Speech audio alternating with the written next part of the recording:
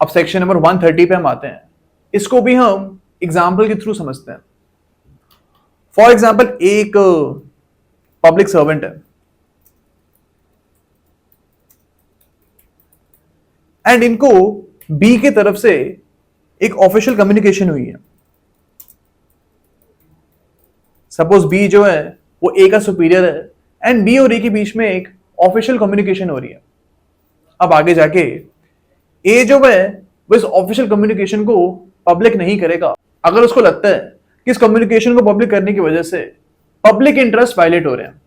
यानी कि उसको लग रहा है कि अगर ये कम्युनिकेशन बाहर आ गई तो इसकी वजह से पब्लिक इंटरेस्ट वायलेट होगा।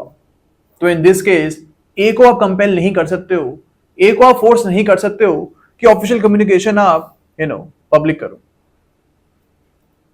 अब सेक्शन नंबर 131 पे हम आते हैं।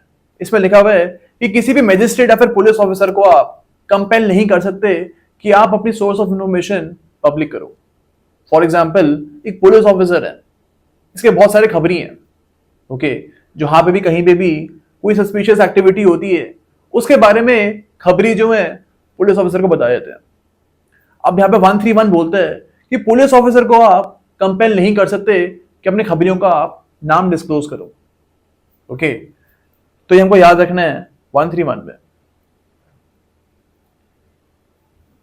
अब हम आते सेक्शन नंबर 132 के ऊपर। यहां पे एडवोकेट्स के बारे में बात करी गई है, यानी कि प्रोफेशनल कम्युनिकेशन के बारे में यहां पे बात करी गई है। फॉर एग्जाम्पल, एक क्लाइंट आता है और अपने वकील साहब को बताता है कि मैंने एक मर्डर कमिट कर दिया। तो आगे जाके ये जो वकील साहब हैं वो क्लाइंट के अगेंस्ट गवाही नहीं दे सकते, कोई चीज नहीं बोल सकते कि इस क्लाइंट ने मेरे सामने ही मर्डर का एडमिशन किया। Okay, this will not be relevant and this can not be proved. तो ये हमारा 132 बोलता है। लेकिन यहीं पे हमारे पास इसका एक्सेप्शन भी गिवन है। फॉर एग्जाम्पल, एक क्लाइंट आता है वकील के पास और बोलता है कि मेरे को मनी लॉन्ड्रिंग करवानी है, जो भी पैसा है मेरा उसको मेरे को ब्लैक से वाइट करवाना है। तो यहाँ पे वो क्राइम अभी करा नहीं है उसने, लेकिन क्राइम करने के लिए वो वकील को भी बोल रहा है एंड साथ में खुद भी वो क्राइम करने की स्ट्रेटेजी लेके जा रहा है उसके सामने। तो यहाँ पे 132 नहीं लगेगा।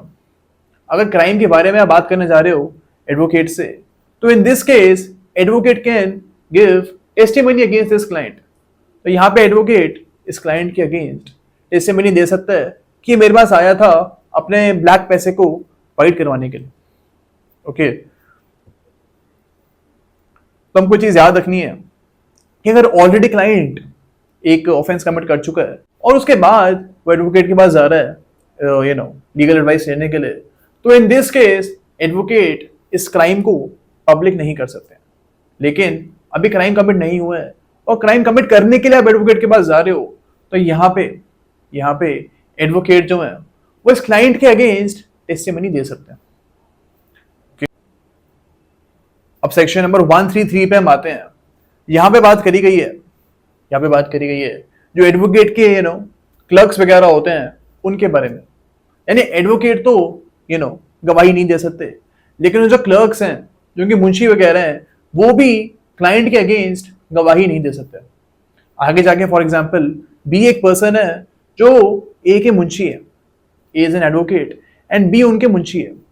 तो अगर बी के सामने क्लाइंट बोलता है एडवोकेट को कि मैंने मर्डर कमिट कर दिया, तो यहाँ पे बी भी इस मर्डर की गवाही कोर्ट में नहीं दे सकता। तो ये हमारा सेक्शन नंबर 133 बोलता है।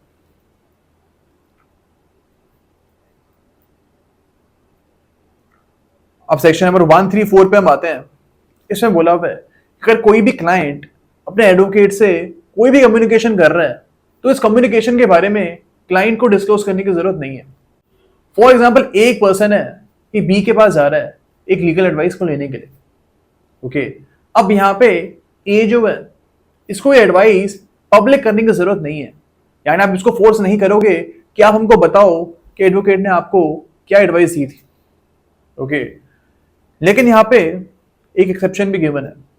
यहाँ पे गिवन है कि अगर जो क्लाइंट है ये खुद से बोलता है कि एज अ विटनेस आप मेरे को सुनो, यानी खुद वो कोर्ट के पास जाता है और बोलता है कि मेरे को गवाही देनी है, तो यहाँ पे कोर्ट उससे पूछ सकती है कि एडवोकेट ने आपको क्या एडवाइस दी थी।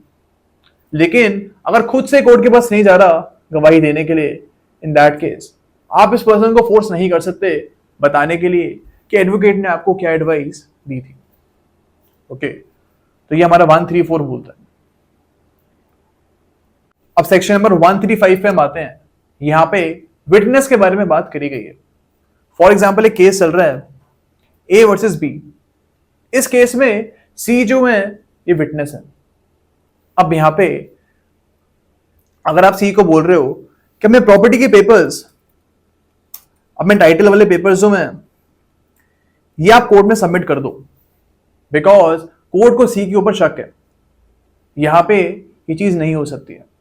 यहां पे आप सी को ये चीज नहीं बोल सकते हो कि प्रॉपर्टी पेपर्स, जो टाइटल के पेपर्स हैं, वो आप कोर्ट में सबमिट करो, बिकॉज केस जो है वो तो ए वर्सेस बी का है। यहां पे सी के प्रॉपर्टी के पेपर्स का कोई भी मतलब नहीं है। सो दैट इज वाई यहां पे हम सी को कंपेल नहीं कर सकते कि अपने प्रॉपर्टी पेपर्स आप इस केस में सबमिट करो। ओके,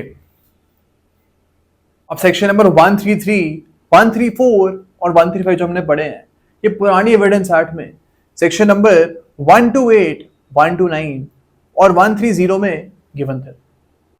अब सेक्शन नंबर 136 पे हम आते हैं।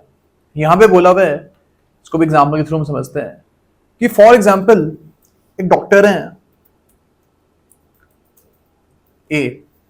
ओके, अब ए के पास बी की कुछ मेडिकल डिटेल्स हैं, मेडिकल रिकॉर्ड्स जो हैं बी के, वो ए के पास मौजूद हैं। तो यहाँ 136 बोलता है हमारा, 136 हमारा यहाँ पे बोलता है कि ए को हम यहाँ पे कंपेल नहीं कर सकते कि बी की जो भी मेडिकल इंफॉर्मेशन है इसको आप पब्लिक करो। यहाँ पे अगर बी कंसेंट करता है तो बी की कंसेंट के बाद ही ए इस डॉक्यूमेंट को पब्लिक कर सकता है।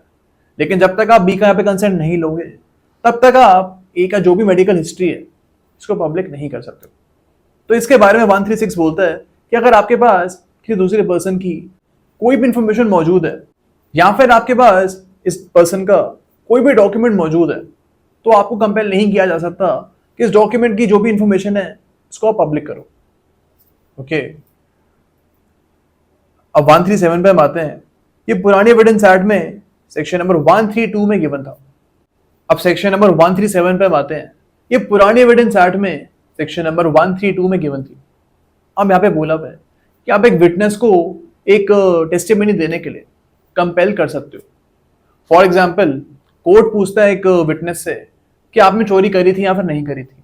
अगर वो उसका आंसर दे देता है, इस केस में ए जो है अगर वो आंसर दे देता है कि हाँ मैंने चोरी करी है, तो इस आंसर देने की वजह से ए को सजा भी हो सकती है। बट स्टिल हमारा 137 यहाँ पे बोलता है कि ए को यहाँ पे जवाब देना पड़ेगा। ए यहाँ पे चुप नहीं हो सकता। कोर्ट उससे पूछ रही है कि आपने चोरी करी है या फिर नहीं करी है, इसका आंसर ए को देना ही पड़ेगा। ओके, यानी ए को आप यहाँ पे कंपेल कर सकते हो ये आंसर देने के लिए। अब फॉर एग्जाम्पल ए यहाँ पे बोलता है कि हाँ मैंने चोरी करी है। कोर्ट में वो चीज बोलता है कि yes I have committed the crime. अब इसका जो प्रोवाइजो है, 137 का जो प्रोवाइजो है, ये बोलता है कि इस आंसर को आप ए के अगेंस्ट यूज नहीं कर सकते हो। यानी आगे जाके अगर ए का थेफ्ट का प्रोसीडिंग चलता है, चोरी का जो मुकदमा है ए का वो चलता है, इन दैट केस आप इस आंसर को ए के उस प्रोसीडिंग में यूज नहीं कर सकते हो, बिकॉज यहाँ पे ए को प्रोटेक्शन मिल जाएगी। यस, आप उससे टेस्टिमनी निकलवा सकते हो, आप उससे चीज बुलवा सकते हो कि हाँ मैंने चोरी करी है, बट ए का जो आंसर है उसको आप ए के अगेंस्ट यूज नहीं कर सकते। तो ये हमारा 137 बोलता है। ओके, आपको याद रखना है कि 137 तभी लगेगा जब ए को फोर्स किया जा रहा है। अगर ए वॉलंटरी तरीके से खुद ही वो बोल देता है कोर्ट में जाके कि हाँ मैंने चोरी करी है, बी के घर में मैंने चोरी करी है। अब यहाँ पे ए को कंपेल नहीं किया गया था, ए को किसी ने भी फोर्स नहीं किया था कि भाई आप जाओ और टेस्टिमनी दो। खुद से उसने बोल दिया कि मैंने चोरी करी है, तो इसको आप ए के अगेंस्ट यूज कर सकते हो। तो हमको ये चीज याद रखनी है कि वॉलंटरी तरीके से कोई भी स्टेटमेंट आप बोल रहे हो कोर्ट के सामने, तो उसको आपके अगेंस्ट यूज किया जा सकता है। लेकिन अगर 137 में आपको कंपेल किया जा रहा है टेस्टिमनी देने के लिए, और अगर वो आपके अगेंस्ट भी होती टेस्टिमनी, तो टेस्टिमनी आपको देनी पड़ेगी, लेकिन उस टेस्टिमनी को आपके अगेंस्ट यूज किया नहीं जाएगा। तो आपको ये चीज याद रखनी है सेक्शन नंबर 137 में।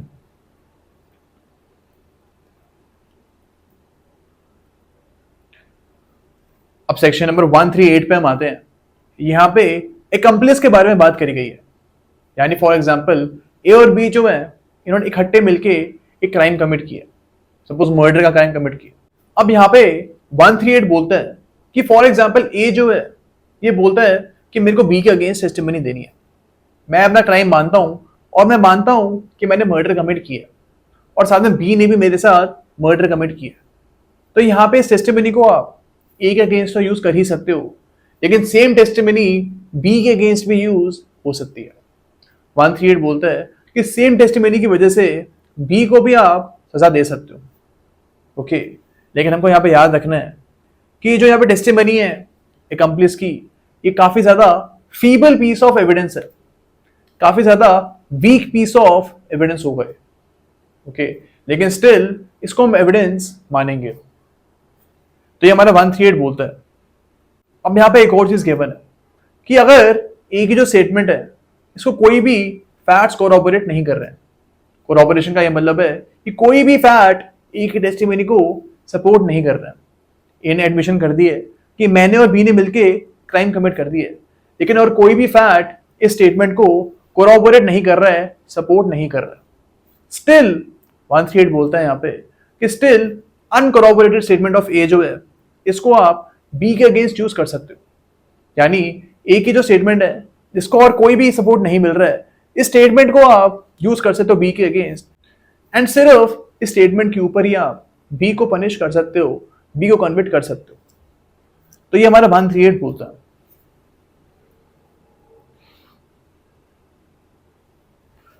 अब सेक्शन नंबर 139 पे हम आते हैं। यहां पे बोला हुआ है कि कितने विटनेस आप एक केस में बुलाओगे, इसका कोई भी नंबर तय नहीं है। यानी प्रोसिक्यूशन कितने भी विटनेस को बुला सकता है और जो डिफेंस है, जो एक्यूज्ड है, वो भी कितने भी विटनेसेस को बुला सकते हैं, कोई फिक्स्ड नंबर यहाँ पे नहीं होता। फॉर एग्जाम्पल हमारे सामने एक फैक्ट है कि ए ने बी का मर्डर कमिट किया। अब यहाँ पे जो कोर्ट है वो ऐसी कोई कंडीशन नहीं लगाएगा कि अगर मेरे को 25 विटनेस मिलेंगे तभी मैं मानूंगा कि ए ने बी का मर्डर किया। तो यहाँ पे आप विटनेस का नंबर फिक्स नहीं कर सकते हो।